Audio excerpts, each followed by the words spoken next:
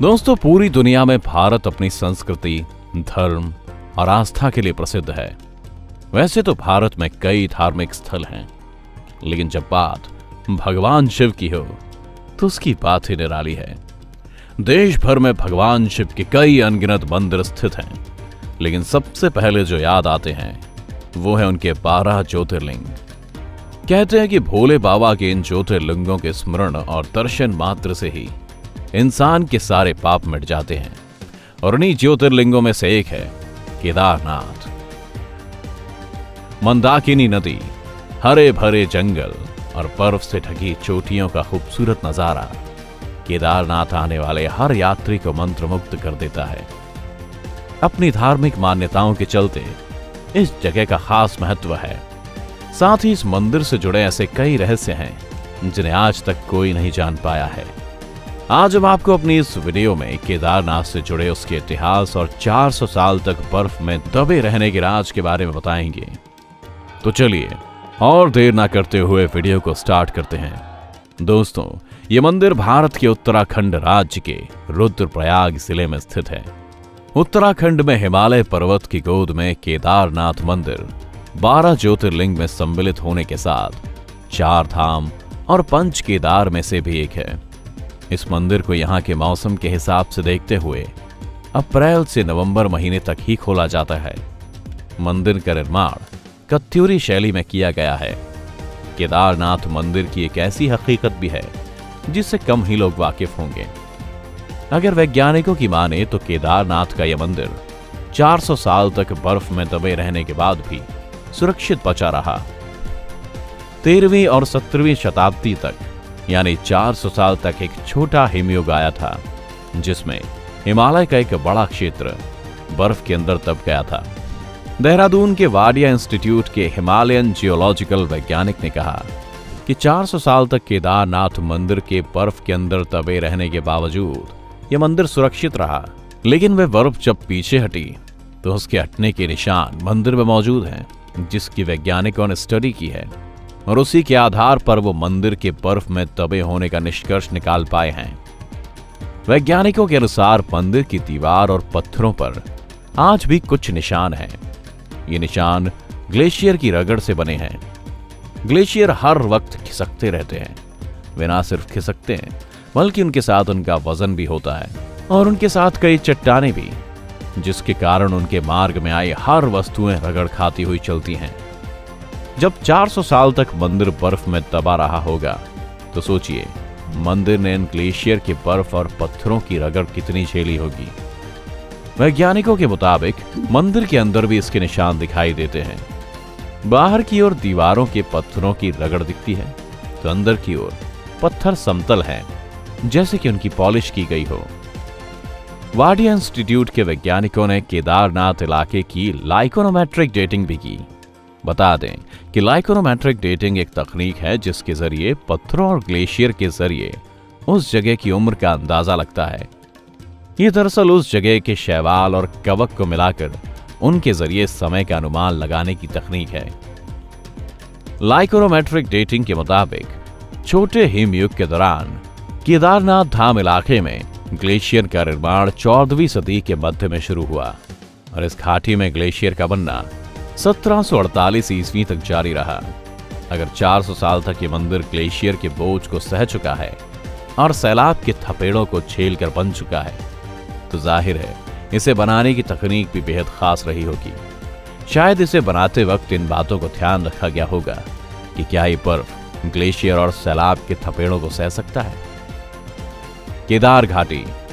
केदारनाथ धाम और मंदिर 3 तरफ से पहाड़ों से घिरा है। एक तरफ है करीब 22,000 फुट ऊंचा केदारनाथ तो दूसरी तरफ है 21,600 फुट ऊंचा खर्चकुंड और तीसरी तरफ है 22,700 फुट ऊंचा भरतकुंड।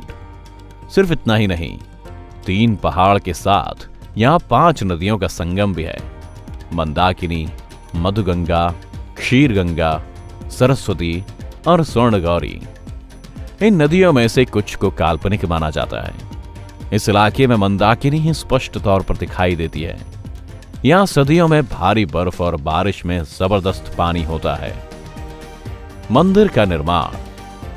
विक्रम संवत 1076 से 1099 तक राज करने वाले मालवा के राजा भोज ने इस मंदिर को बनवाया था।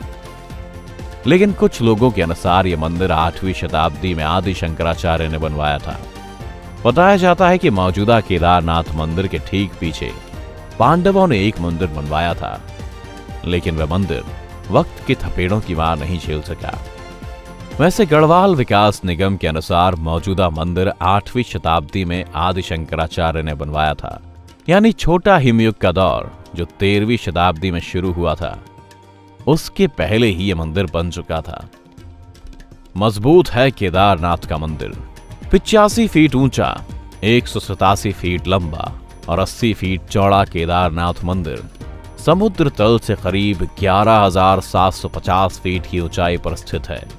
इसकी दीवारें 12 फीट मोटी हैं और बेहद मजबूत पत्थरों से बनाई गई हैं। मंदिर को 6 फीट ऊंचे चबूतरे पर खड़ा किया गया है। वैज्ञानिक डॉक्टर R.K. डोभाल भी इस बात को दोहराते हैं कि मंदिर बहुत ही मजबूत बनाया गया है।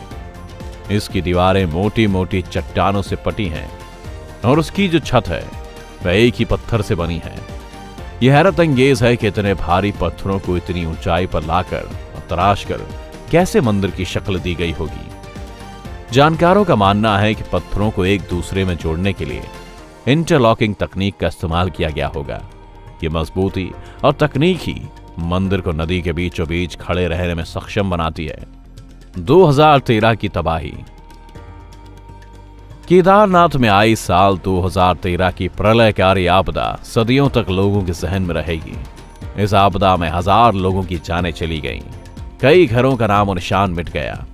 केदारनाथ और इसका तीर्थ स्थान दोनों इस प्राकृतिक आपदा की चपेट में आए थे, लेकिन जल प्रलय में भी मंदिर को कोई नुकसान नहीं हुआ।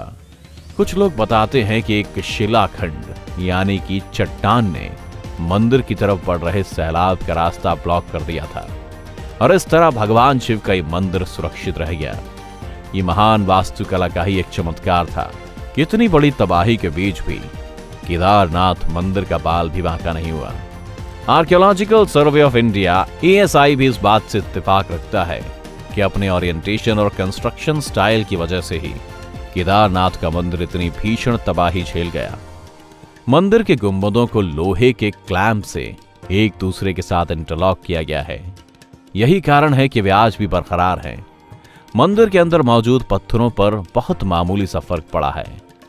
ASI के एडिशनल डायरेक्टर BR मनी का कहना है कि 100 के पैमाने पर यह मंदिर 99% तक सुरक्षित है। वैसे इस मंदिर का एक और दुर्लभ पहलू इसकी उत्तर दक्षिण दिशा भी है।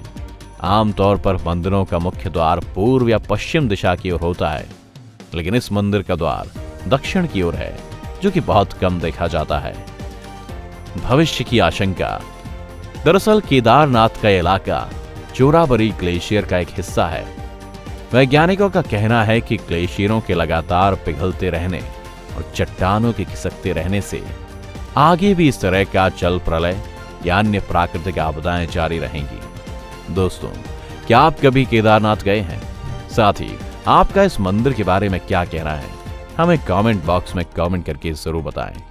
अगर आपको हमारी आज की वीडियो पसंद आई हो तो वीडियो को ज्यादा से ज्यादा लाइक करने के साथ साथ इसे अपने दोस्तों और रिश्तेदारों के साथ शेयर करना ना भूलें। साथ ही अगर आप हमारे YouTube चैनल पर नए आए हैं तो चैनल को सब्सक्राइब जरूर करें, और अगर आप Facebook पर हमारी ये वीडियो देख रहे हैं तो हमारे Facebook पेज को जरूर लाइक करें। फिलहाल आज के लिए बस इतना ही। अब इजाजत दें। आपका बहुत बहुत धन्यवाद।